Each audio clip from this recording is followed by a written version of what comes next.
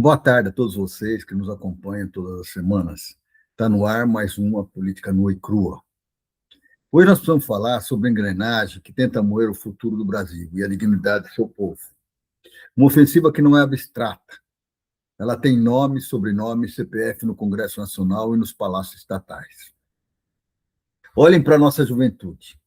Sob o pretexto de disciplina, avança no Senado o rolo compressor do homeschooling e das escolas cívico-militares. O objetivo é um só: castrar o pensamento crítico, isolar a criança da troca social e preparar o jovem não para a cidadania, mas para a submissão. Uma violência escancarada contra o estatuto da criança e do adolescente. Enquanto tento alienar quem está crescendo, tento esgotar quem já está produzindo.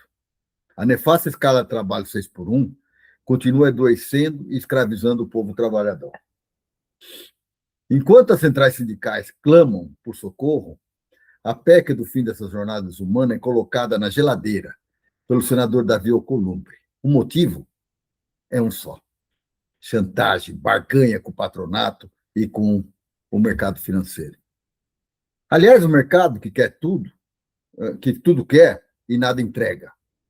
A senha privatista de governantes como Tarcísio de Freitas entrega patrimônio como a Sabesp e a Enel ao lucro privado. A Enel não foi ele que entregou, mas foi entregue ao lucro privado. O resultado, o cidadão sente no bolso e no escuro. Tarifas abusivas, apagões e serviços precarizados. Quer entregar até o Banco Central aos bancos privados, mantendo a Selic nas alturas para aumentar o rentismo enquanto destrói a produção nacional. Nos transformam em meros exportadores de matéria-prima bruta e importadores de valor agregado. É o entreguismo das nossas terras raras e das nossas riquezas estratégicas por governadores que preferem bater continência para interesses externos do que gerar empregos qualificados aqui dentro. Para piorar, nós assistimos a episódios de puro crime de lesa-pátria, com políticos de extrema-direita como Flávio Bolsonaro, fazendo lobby nos Estados Unidos para que o governo de lá minore ou retarde tarifas contra o Brasil, para fins puramente eleitoreiros, tentando sabotar a própria nação. Diante disso, a soberania exige a reciprocidade adotada pelo governo federal. O Brasil não pode ser governado contra os brasileiros. A segurança pública real se faz com inteligência financeira que asfixia o bolso das milícias e do narcotráfico, e não com a velha espetacularização da violência que só mata o povo pobre da periferia. O desenvolvimento real se faz com engenharia estratégica, com serviços públicos gratuitos, fortes e com impostos progressivos, porque o discurso liberal do imposto zero só resulta em hospitais sem médico e escolas sem merenda.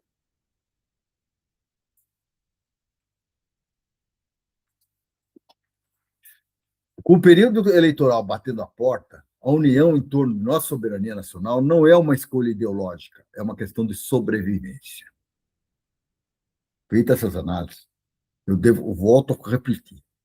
Com o período eleitoral batendo a nossa porta, a união em torno da nossa soberania nacional não é uma escolha ideológica, é uma questão de sobrevivência. É tudo isso, sem filtro e sem rodeios, que nós vamos escancarar a partir de agora. Porque aqui a política é nua e crua. Seja bem-vindo e vamos iniciar mais um programa, A Política Nua e Crua. Vou começar o programa de hoje discutindo uma questão que é fundamental para nós, enquanto país, enquanto soberania, enquanto um país mais desenvolvido. É a submissão da extrema-direita e a defesa da soberania nacional. Esse é o primeiro assunto, o primeiro bloco que nós vamos fazer hoje no nosso programa. E aí a gente tem que observar o tipo de pressão que o Brasil está sofrendo nesse momento. Ele está sofrendo uma pressão muito grande em cima de um tarifaço, mais um tarifaço proposto em cima de algumas análises americanas, em relação a PIX, em relação a uma série de práticas comerciais, e então está inventando essa história. A extrema-direita, por seu lado, os bolsonaristas, estão indo lá pedir para o presidente para que não faça isso agora para não atrapalhar os projetos políticos deles. Mas pode fazer depois, tá? porque depois eles entregam o país para eles, se eles forem eleitos. Então, isso é uma atitude de vira-lata e de gente que não tem compromisso com o futuro desse país. E nós estamos agora começando efetivamente o período de eleições, de eleições no Brasil. No próximo, a partir de agora, até outubro, nós estamos só em eleição. Hoje, dia 4, começa o processo. Então, nós não podemos fugir desse debate, de jeito nenhum. Nós precisamos decidir que país nós queremos e que país nós queremos para as nossas futuras gerações. Então, nós temos que combater esse complexo de vira-lata e a submissão cega aos interesses dos Estados Unidos, mesmo que isso destrua a economia brasileira, por parte dos bolsonaristas e dos grupos de direita que estão se organizando para lutar pela presidência da República e pelos poderes da República, como, por exemplo, o poder legislativo e os governos estaduais. Então, nós temos que estar de olho aberto. Nós não podemos permitir que bolsonarista, direitista ou coisa entre ou no legislativo, ou no governo estadual, ou na presidência da República. Senão, esse país não terá futuro. Isso é uma observação muito clara e objetiva. E o senador Flávio Bolsonaro chegou ao cúmulo de apelar a Donald Trump para que adie o tarifaço da imposição das tarifas sobre produtos importados, para depois das eleições americanas, e das eleições brasileiras, né? Sob o argumento de que uma crise agora daria uma vitória política a Lula. Olha que absurdo. Olha que absurdo. Que complexo que esse cara tem. Foi lá, vendeu o país.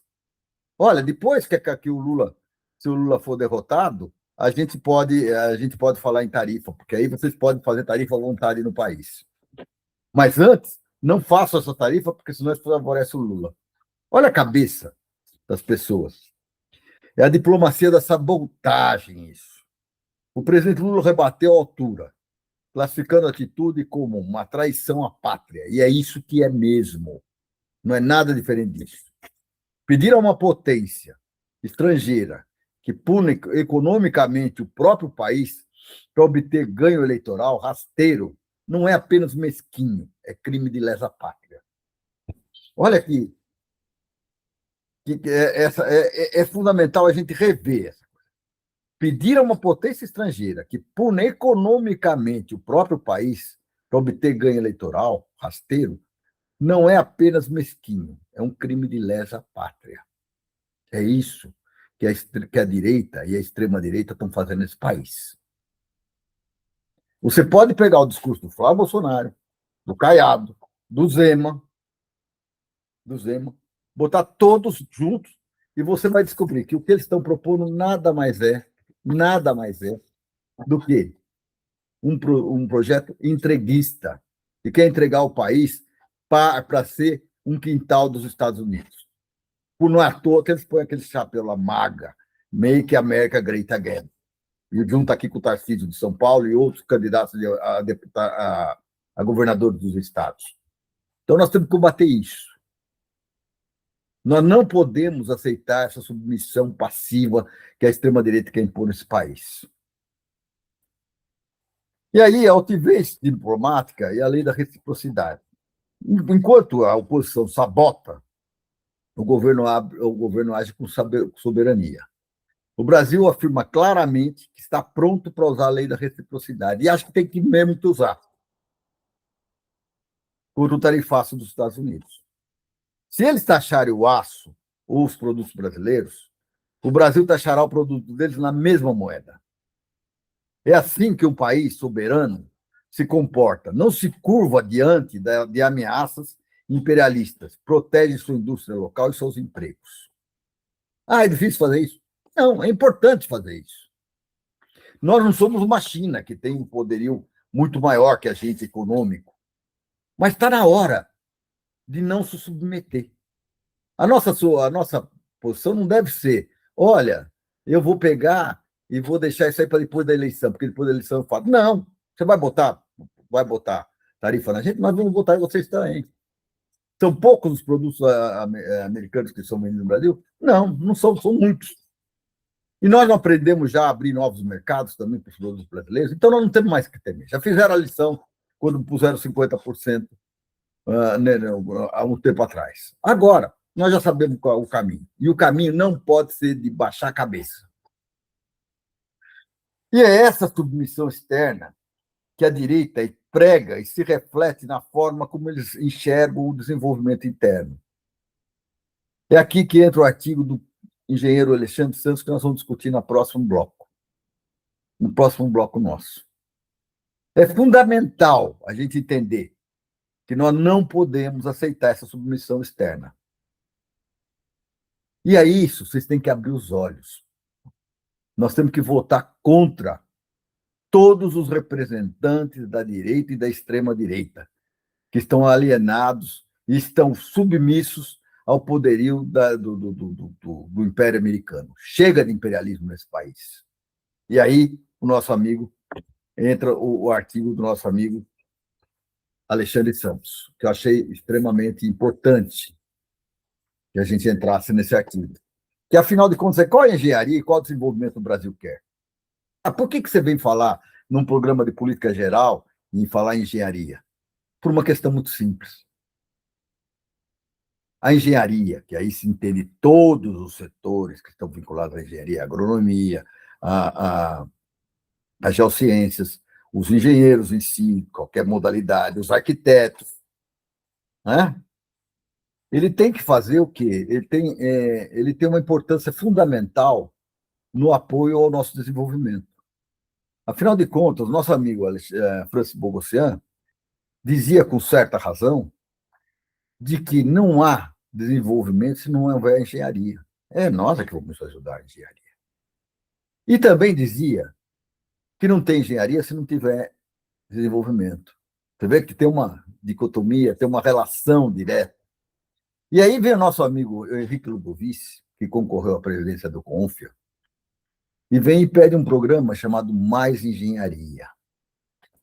Porque, de repente não, ele coloca muito claramente que o Brasil não precisa só de mais médicos, mas precisa de engenheiros locados em todas as partes desse país, em todas as prefeituras, em todos os locais, para ajudar o desenvolvimento desse país, para discutir com as populações a importância do saneamento básico, para fazer projetos de saneamento básicos que sejam válidos para o povo brasileiro, para fazer projetos de moradias que sejam compatíveis com as condições do povo brasileiro. Ou seja, para a gente alavancar o país. Quando a gente fala em engenharia, não pensa só, eu vou mandar foguete para o espaço. Eu vou fazer um avião aqui na Embraer, não sei o que. Não, tudo isso é importante. Mas é também pensar no micro, pensar nas pessoas, na população, e jogar o desenvolvimento e conhecimento tecnológico a favor do povo brasileiro. Nós precisamos jogar essa inteligência contra a fome, pelo emprego, pela autonomia desse país, pela independência desse país. Então, isso que é uma questão fundamental. E aí o Alexandre faz duas comparações. Ele faz dois tipos de engenheiro: o engenheiro técnico versus o engenheiro estratégico. E ele coloca muito bem isso nessa comparação. Por quê? Afinal de contas, nós estamos formando cada vez mais, aliás, até cada vez menos, tá? Engenheiros técnicos. Porque há muito tempo as escolas de engenharia não fazem uma relação entre a realidade brasileira e a necessidade do desenvolvimento, do seu desenvolvimento, e a formação de profissionais que ajudem a esse desenvolvimento. E agora, graças a setores da direita, o curso de engenharia, para favorecer o desenvolvimento da lucratividade das escolas estrangeiras que tomaram conta desse país, das escolas particulares, agora, curso para formar engenheiro só precisa de 50% de aula presencial, o resto não precisa mais. Ou seja, nós vamos formar o quê? Banana. E está na hora da gente rever isso. Rever e pensar aqui, afinal de contas, que tipo de engenheiro nós precisamos?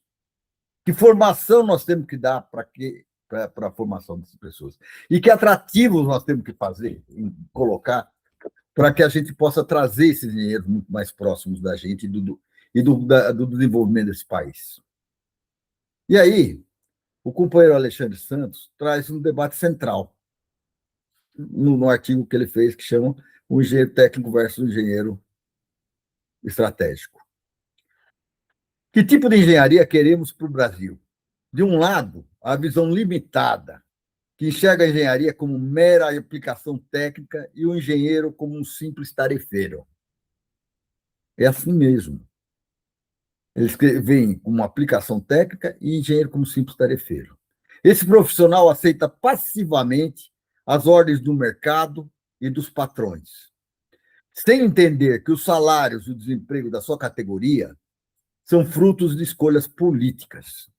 Digo não só salários e desemprego, eu digo também as opções que nós temos para desenvolver esse país também são cada vez mais fruto de escolhas políticas e de escolhas do mercado.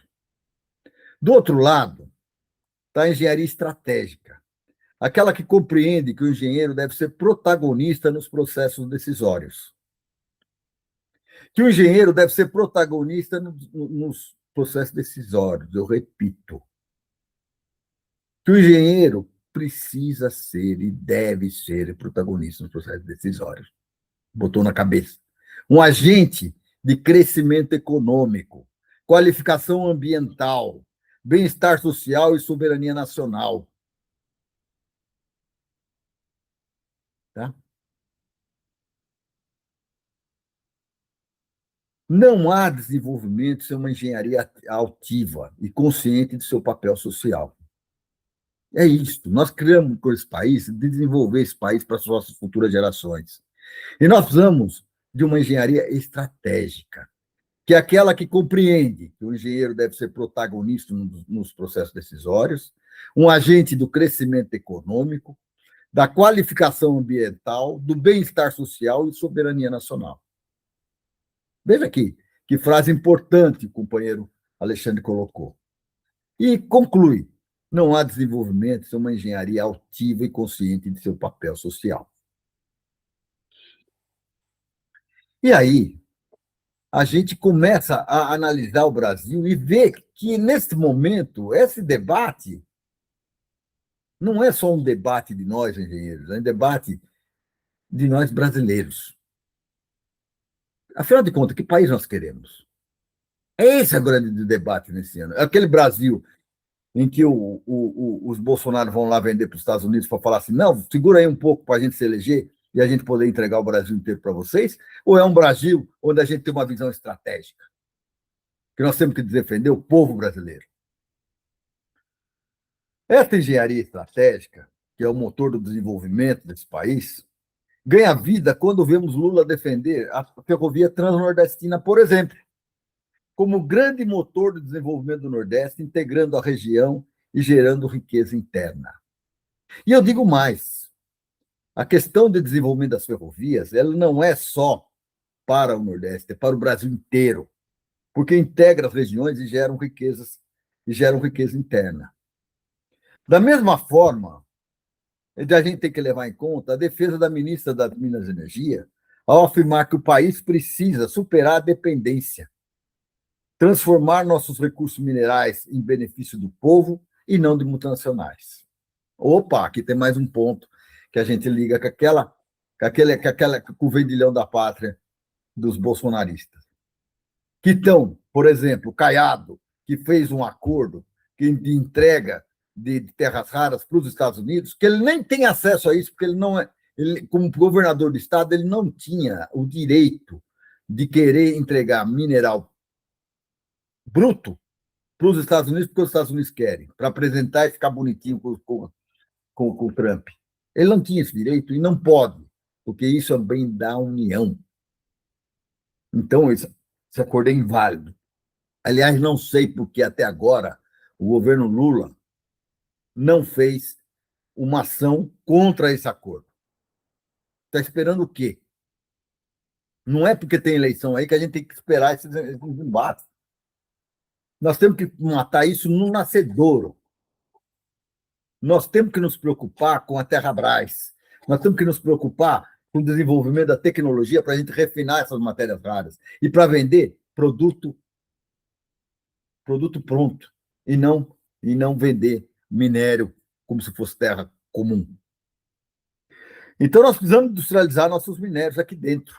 Isso é fundamental. A própria ministra também reconhece isso. Gerando valor agregado e empregos qualificados para os nossos engenheiros estratégicos. Veja a relação. Eu acho muito importante, talvez, vou sugerir aqui no canal aqui agora, que a gente traga a ministra para discutir aqui esse assunto. Esse assunto é importantíssimo. Nós estamos discutindo hoje a soberania nacional nossa no futuro. Hoje nós dependemos muito do petróleo na nossa soberania. Nós já fizemos muita burrada aqui, passando campos para empresas estrangeiras, passando refinarias para campos estrangeiros e pela venda da nossa capacidade de distribuição, o que, de certa forma, dá regulação ao mercado. Foi uma grande burrice que fizemos. Agora nós vamos deixar também com que que as terras raras sejam simplesmente enviadas para o exterior, como se fosse um minério puro, do jeito que os Estados Unidos querem. Cadê a nossa capacidade de trabalhar esse material, de refiná-lo, de aprender a entregar produto com valor agregado, que isso traz benefício para o país. Nós não somos só fornecedor de matéria-prima e não podemos aceitar passivamente esse papel de fornecedor de matéria-prima. Nós temos que fazer o papel de alguém que pensa no futuro desse país, que um dia já foi a sexta economia do mundo e que hoje é a 11ª. E que, se continuar desse jeito, logo, logo será a 25ª ou qualquer coisa assim. Então, nós precisamos industrializar nossos minérios aqui dentro, gerando valor agregado e empregos qualificados por nossos engenheiros estratégicos. Só para os engenheiros que nós vamos trazer isso aí? É por isso que você, engenheiro, você está defendendo? Não. Isso cria uma cadeia de desenvolvimento que gera emprego qualificado para todo o povo brasileiro. E aí, nós temos que dar um contra-exemplo, porque isso está passando pelo país. Outro dia, a Sabesp comprou a Copasa em Minas Gerais. Então, o fracasso e o crime da privatização da Sabesp. Isso é importante. O contra-exemplo perfeito da visão tarefeira e entreguista é o que a direita fez em São Paulo e está fazendo em Minas agora. Minas ainda não começou a sentir os efeitos. 2 anos após a privatização da Sabesp, o que acumulamos são críticas, piora no serviço, tarifas abusivas e grandes acidentes por má gestão. Ou não só por má gestão, porque você pegou e eliminou todos os profissionais que entendiam do processo. Simplesmente para quê? Para ter lucro. A visão é lucro. Apenas lucro. Transforma um patrimônio estratégico de saúde pública em balcão de negócios para o sistema financeiro, provando qual é a lógica do lucro privado, que a lógica do futuro privado, do lucro privado, é inimiga do bem-estar social. Vamos repetir isso aqui? Eles transformaram um patrimônio estratégico da saúde pública em balcão de negócios para o sistema financeiro, provando que a lógica do lucro privado é inimiga do bem-estar social. Veja o que essa Sabesp está fazendo nas obras de transposição, por exemplo, que estão passando por Rio Grande da Serra. Ela está nem preocupada com o povo que mora aqui. Ela não está preocupada com o meio ambiente que está acontecendo aqui. Ela está preocupada com o lucro. E, para isso, ela compra governo, ela compra uma série de coisas. Para quê? Porque ela está preocupada com o lucro. E ela não está preocupada com o bem-estar social. E o lucro? Como é que ela tem? Não se esqueçam que ela foi vendida na Bacia das Almas pelo Tarcísio. Espero que nenhum de vocês vote no Tarcísio. Esse vendilhão da pátria, que vendeu as ações muito abaixo do valor de mercado no mesmo dia E quem comprou teve lucro no mesmo dia, na mesma hora. Isso é ou não é venda de prejuízo para o povo paulista? E que também não é dos outros estados. Essa política de privatização precisa acabar. Empresa estratégica não pode ser não pode ser empresa privada, tem que ser empresa estatal. Nós temos que estar de olho no desenvolvimento do povo brasileiro. E é isso que nós estamos chamando a atenção e no futuro desse país. Então, empresa estratégica não tem sentido ser vinculada ao lucro, à empresa privada. Empresa privada não tem visão. A visão dela é uma só. Como é que ela vai responder aos seus acionistas trazendo lucro? E, para fazer isso, aumenta a tarifa, prejudica o trabalho, diminui a capacidade de atendimento. Ou não é isso também que acontece com a Enel, aqui em São Paulo, ou outras que tem na energia elétrica no Brasil, distribuição de energia elétrica? Quando nós contratamos a Enel, demos a concessão para a Enel cuidar de São Paulo, já se sabia disso. Mas os governantes eram aquela preocupação Estado mínimo. O Estado mínimo não está preocupado com o bem-estar social. E nós temos que ter como premissa o bem-estar social. E para concluir esse bloco, parabéns ao Alexandre Santos por chamar essa atenção nessa questão da engenharia estratégica.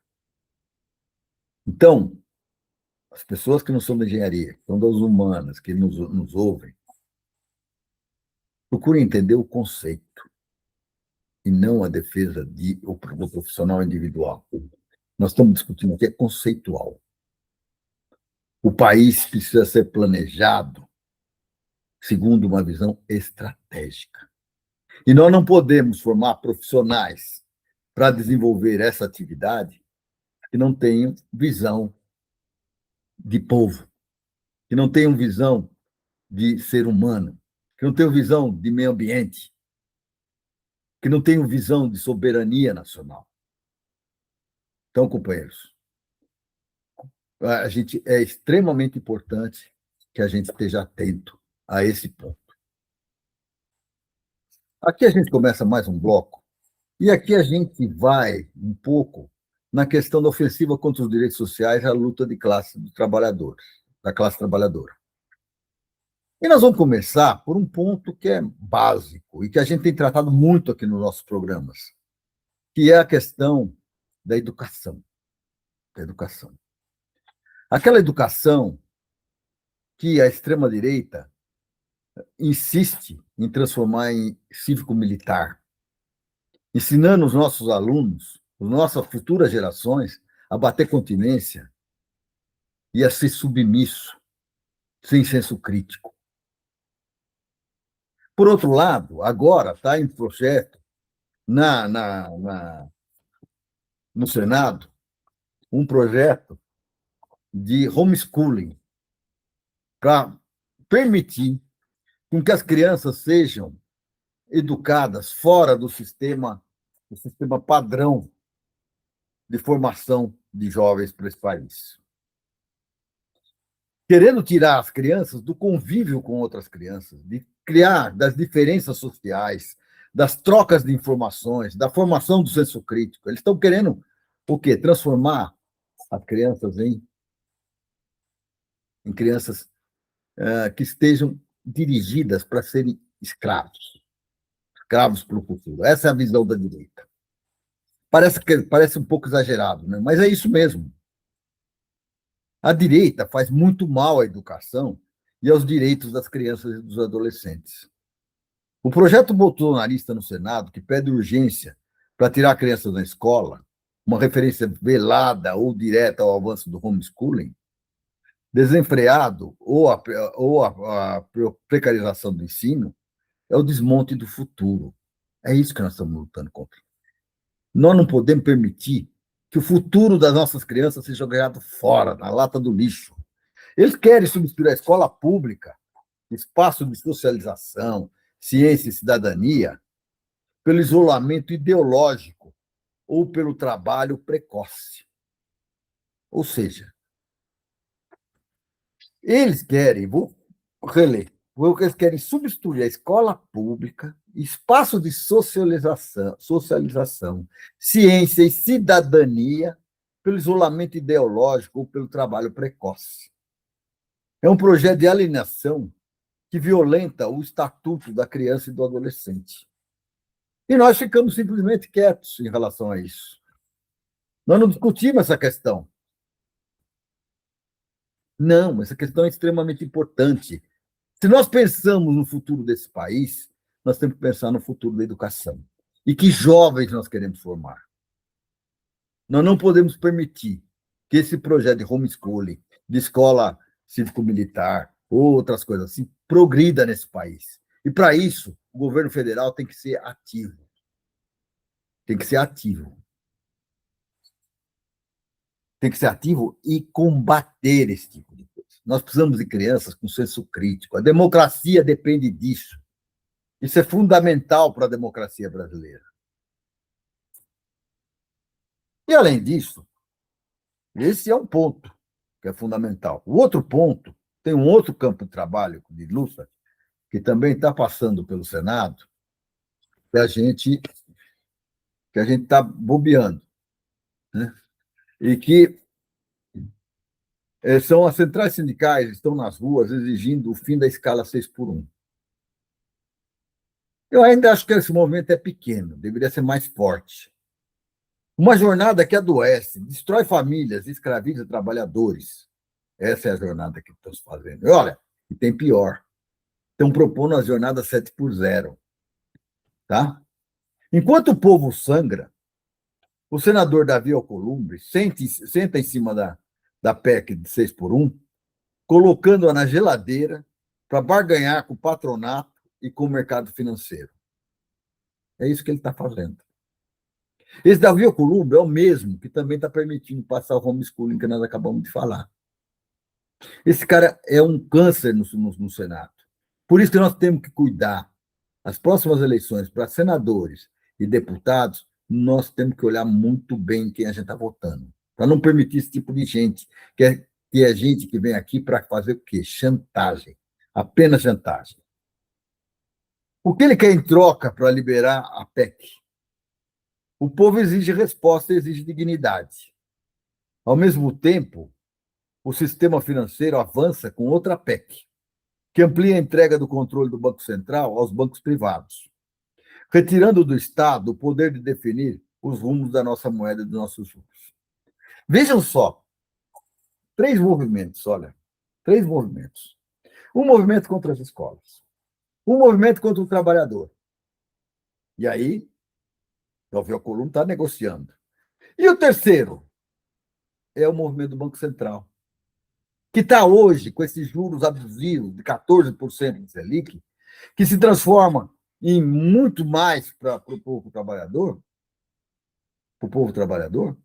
que está formando rentistas e está destruindo a produção nesse país, mas que a gente está trazendo o quê? Lucro para os bancos privados, retirando do Estado o poder de definir os rumos da nossa moeda e dos nossos juros. E não só o rumo do desenvolvimento brasileiro, porque o desenvolvimento brasileiro está todo vinculado à questão do rentismo. Então, nós estamos destruindo a produção, virando produtor de matéria-prima e rentista, e dando renda para uma parcela mínima da população, transformando o resto da população em uma massa amorfa que não recebe adequadamente pelo serviço que realiza. Mas isso é uma disputa ideológica. E quais são as conquistas que nós estamos no campo popular? Então, o projeto da esquerda entrega resultados mais concretos, onde a direita só gera destruição. Veja lá, o Datafolha fala sobre ideologia, imposto e pobreza hoje. Manchete de hoje na Folha. Precisamos ligar o sinal de alerta. O Datafolha mostra que a direita voltou a superar a esquerda na preferência ideológica dos brasileiros. Após o recuo de 2022, mais assustador ainda, a parcela da população que vincula a pobreza A preguiça quase dobrou em 4 anos. Olha que coisa mais absurda. Você é pobre porque você é preguiçoso. Isso aqui está relacionado àquilo que nós acabamos de falar agora há pouco, da jornada ou não? Está relacionado à questão da educação ou não? Está relacionado à questão de um projeto de nação submissa ao imperialismo americano e ao mercado financeiro ou não? É o triunfo temporário do discurso neoliberal, do empreendedorismo de si mesmo e da meritocracia fajuta, que esconde a desigualdade estrutural. Além disso, a pesquisa indica que a maioria prefere pagar menos impostos a ter serviços públicos gratuitos. É aquela história do Estado mínimo. E aí passa depois reclamando do serviço de má qualidade que tem na parte elétrica, na questão do saneamento básico, no fornecimento de água, nas escolas e tudo mais. Esse é o resultado de anos de bombardeio midiático demonizando o Estado. Nosso papel é mostrar que imposto zero para o pobre significa hospital fechado, escola sem merenda e segurança pública falida. É isso. É favorecer as classes mais favorecidas. Então, eu posso pagar a escola privada, então vocês que vou ter escola, e o pobre vai ter o quê? Vai se preparar para ser escravo, para ser tapado. Educação, saúde? Eu tenho plano de saúde. A maioria da população não tem. Então acaba com o SUS, acaba com esse negócio aí e deixa esses pobres morrer na rua porque eles estão fazendo. Olha a lógica. A lógica. Então, a gente tem que parar para pensar. Tem que parar para pensar. Nosso papel aqui, vou repetir, é mostrar que o imposto zero para o pobre significa hospital fechado, escola sem merenda e segurança pública falida. Não só escola sem merenda, escola também sem qualidade e segurança pública falida. E você acha mesmo que o trabalhador que acorda às 4 horas da manhã, pega 3 condições, é pobre porque tem preguiça, que volta às 9 horas da noite para casa, cansado? Ou está faltando educação de qualidade, oportunidades e salários dignos, e empregos decentes? O que está faltando? Qual que é a lógica que a gente está entendendo? Vou fazer de novo essa pergunta. Você acha mesmo que o trabalhador que acorda às 4 horas da manhã, que volta às 9 horas da noite, pega 3 condições para ir, 3 condições para voltar, é pobre porque tem preguiça? O pior nessa lógica é que quem ganha até 8 salários mínimos faz boa parte desse conjunto que pensa isso. E não pensa que nesse país nós precisamos lutar para ter empregos de melhor qualidade, ter maiores oportunidades, salário digno e educação melhor. É isso que nós temos que fazer. Então, companheiros, nós temos que nos indignarmos quando a gente vê um posicionamento desse tipo. E aí, nós temos que nos posicionar contra isso. E o contraponto prático do governo Lula, meio ambiente e segurança. Contra a ideologia do ódio e do egoísmo, nós respondemos com ações que mudam a vida real. O governo Lula anunciou o pagamento de extrativistas da Amazônia para manter a floresta em pé, unindo preservação ambiental com justiça social para o povo da floresta. É isso mesmo. Nós temos que incentivar as florestas mantidas em pé e não a serem destruídas. Nós temos que ir contra a especulação imobiliária e a favor do pagamento aos extrativistas da Amazônia, não só da Amazônia, a todos aqueles que têm terras com florestas e que precisam ser preservadas. Na segurança pública, a área onde a extrema-direita adora discursar, o governo federal provocou, em apenas 2 meses, um prejuízo de 3 bilhões ao crime organizado. A extrema-direita fala, não, vamos dar metralhadora para o povo, sair na rua, metralhando o povo. É assim que se combate crime? Não, é assim. Ó. trazendo um prejuízo real ao crime organizado. Sem espetacularização, com inteligência e asfixia financeira das milícias e do narcotráfico. Aliás, as milícias e o narcotráfico estão ligados à extrema-direita. É a esquerda mostrando como se governa de verdade. Vou repetir isso aqui. Nós estamos adotando uma política de segurança sem espetacularização, com inteligência, com asfixia financeira das milícias e do narcotráfico, que são ligadinhos aos seus Bolsonaros da vida. O que é isso? É a esquerda mostrando como se governa de verdade. É isso, companheiros, que nós temos que tirar dessa lição. Nós temos que parar para pensar um pouco e ver que não é fácil a gente levar um país. Mas nós temos que discutir que país nós queremos. E é isso que está nesse processo eleitoral que vem pela frente. E nós temos que fazer, como eu fiz na apresentação que eu fiz uma palestra junto com o Genuíno na semana passada, no Sindicato dos Rodoviários. E lá eu disse para ele o seguinte: não basta a gente eleger o melhor presidente. A gente tem que se manter unido, forte, primeiro, para preparar o programa que ele vai ser eleito, que é o Brasil que nós queremos. E depois, para cobrar que esse programa seja cumprido. Nós temos que ter muito mais força e muito mais vontade de desenvolver esse país. Nós não podemos ficar à mercê das forças que se acham que mandam nesse país.